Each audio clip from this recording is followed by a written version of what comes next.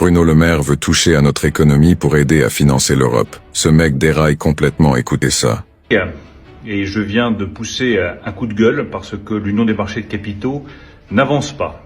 L'Union des marchés des capitaux, c'est quoi? C'est la possibilité de mobiliser toute l'épargne des Européens, 35 000 milliards d'euros, pour financer la transition climatique, financer notre effort de défense et financer les investissements dans l'intelligence artificielle.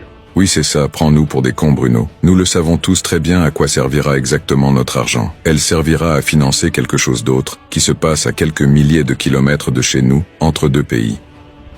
Comme les choses n'avancent pas à 27, j'ai proposé que nous avancions sur une base volontaire, avec un petit nombre d'États membres, pour proposer un produit d'épargne européen dans les mois qui viennent, pour proposer une supervision européenne des marchés de capitaux, pour s'assurer que la régulation fonctionne bien, et pour lever par conséquent plusieurs dizaines de milliards d'euros.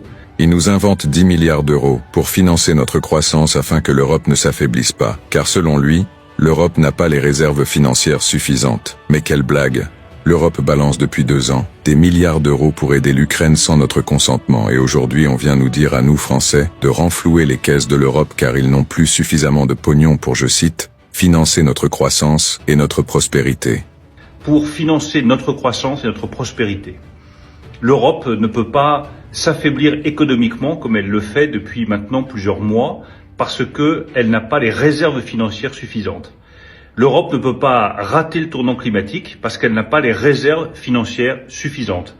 L'Europe ne peut pas manquer le tournant de l'intelligence artificielle parce qu'elle n'est pas capable de se mettre d'accord sur cette union des marchés de capitaux et de faire travailler l'épargne des Européens. 35 000 milliards d'euros qui dorment aujourd'hui sur les comptes bancaires européens au lieu de faire la prospérité de l'Europe de demain.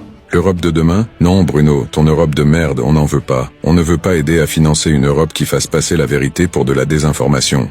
On ne veut pas d'une Europe qui chie à la gueule des agriculteurs et de la population pour ses intérêts personnels. On ne veut pas d'une Europe qui utilise l'argent public pour aider un pays en difficulté face à un autre. Vous voulez faire des économies? Alors commencez déjà par mettre fin à la corruption. Commencez déjà par diminuer vos salaires indécents que vous ne méritez même pas. Arrêtez de balancer du pognon dans des guerres. Mais pour le moment, tu n'as pas intérêt à toucher un seul centime sur mon compte.